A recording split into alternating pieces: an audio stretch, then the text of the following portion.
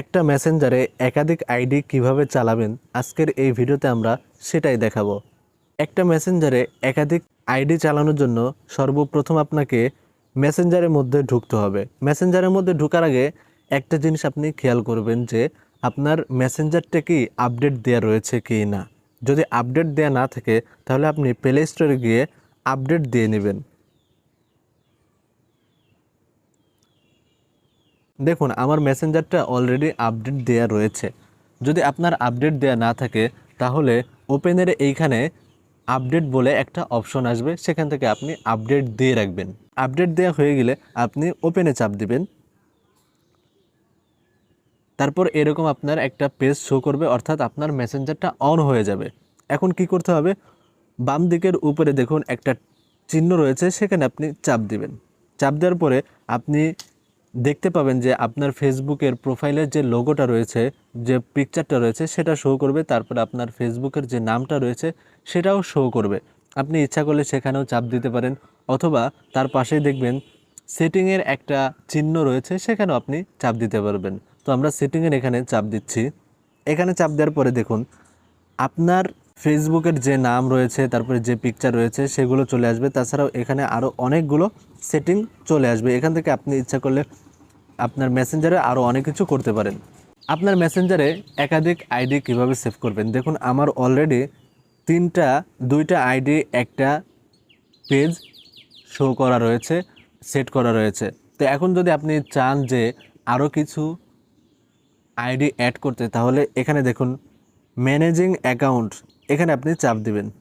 এখানে চাপ দেওয়ার পরে আপনি কি করতে চাচ্ছেন, আপনি কি একেবারে নতুন মেসেঞ্জার খুলতে চাচ্ছেন, নাকি আপনার ফেসবুকের যে মেসেঞ্জারটা আগে রয়েছে সেটা আপনি নতুন করে এখানে সেট করতে চাচ্ছেন। যদি আপনি একেবারে নতুন মেসেঞ্জার খুলতে চান তাহলে আপনি ক্রিয়েট নিউ অ্যাকাউন্ট, এখানে আপনি চাপ দিয়ে খুলে নেবেন। দেখুন ক্রিয়েট নিউ অ্যাকাউন্ট, এখানে চাপ দিলে কিন্তু আপনার ফেসবুকে একটা খোলা হয়ে যাবে। যেহেতু আমরা এটা খুলতে চাচ্ছি না, সেহেতু আমরা এখান থেকে ব্যাকে চলে আসলাম।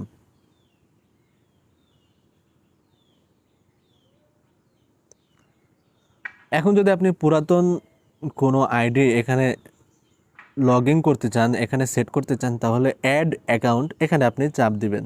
এখানে চাপ দেওয়ার পরে এরকম একটা পেজ শো করবে, অর্থাৎ আপনি মেসেঞ্জারে যখন প্রথম লগ ইন করেছিলেন তখন আপনি যেভাবে লগ ইন করেছিলেন আপনি এখানে আপনার ফেসবুকের নামটা দিবেন, নাম্বারটা দিবেন, অথবা ইমেল দিয়ে যদি আপনি ফেসবুকটা খুলে থাকেন তাহলে ইমেল অ্যাকাউন্ট দিবেন।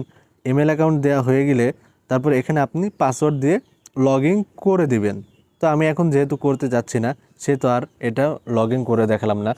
তো লগ ইন করলে কিন্তু আপনার অ্যাকাউন্ট চলে আসবে, সেই অ্যাকাউন্টটা সেভ হয়ে যাবে নতুন যেটা লগ ইন করলেন, এবং যেটা অলরেডি ছিল সেটা কিন্তু বাদ হয়ে যাবে। এখন পরবর্তীতে যদি আপনি অ্যাকাউন্ট চেঞ্জ করতে চান, অর্থাৎ আপনি যে অ্যাকাউন্টটা অনেক আগে ছিল সেটা এখন আনতে চান, অথবা অন্য কোনো অ্যাকাউন্ট আনতে চান, তাহলে আপনি এখানে আবার চলে আসবেন। এখানে আসার পরে এখানে কিন্তু আপনার সব অ্যাকাউন্ট দেখতে পাবেন। এখানে আপনার যে কাজটা করতে হবে সেটা হচ্ছে যে অ্যাকাউন্টটা এই মেসেঞ্জারে অ্যাক্টিভ রয়েছে তার নামের ডান পাশে দেখবেন টিক চিহ্ন রয়েছে।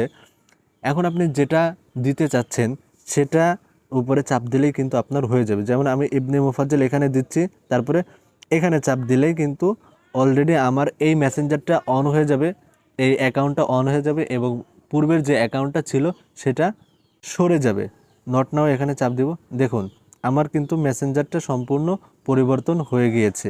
তো আশা করি আপনারা সব কিছু ক্লিয়ারলি বুঝতে পেরেছেন।